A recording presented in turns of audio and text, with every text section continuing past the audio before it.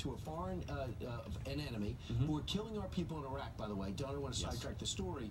And as he says, if I get elected, I want to establish a back channel, and I want to let the Iranians know, should we win an election day, they will have a friend in the White House.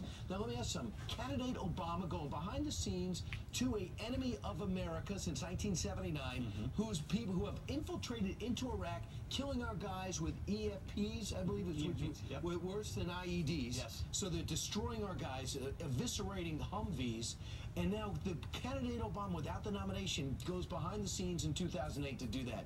Can you please explain where the outrage was back then? Yeah, where was the back channel scandal? We didn't even have diplomatic relations with Iran. And Hillary Clinton apparently had back channels too. This is something that is done regularly to make sure that things are handled properly. Like in Syria, they're saying that his conversations about back channeling might have just been about military operations in Syria. They're not just saying that. In fact, that's what the White House is saying. That's what the reporting is saying, is that he wanted a channel for Michael Flynn, the National Security Advisor, to talk to the Russians to coordinate on Syria. Look, I understand what McCain's saying. They deserve to be punished for even trying to infiltrate in our elections. That shows a boldness and a totally different issue that has to be stopped. I get that. Now, if he said, let me go to the embassy and use your phone in order to set up a back channel for my father-in-law, that would be disturbing. And there's also a chance that it didn't happen.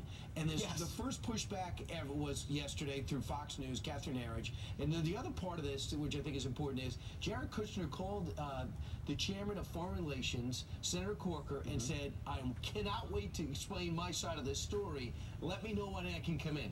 And when they tried to grill Senator Corker on one of these Sunday shows, he goes, can we possibly find out if that story's correct first, rather than you asking me what would happen if it is correct? Here's the thing. What were you talking about yesterday with your family, Memorial Day? Were you talking about this story? It's been all over the mainstream media, but people in Middle America, I don't think they care about this. They care about remembering our veterans. They care about jobs, keeping our country safe after we had that terrorist attack. We saw that in Manchester last week.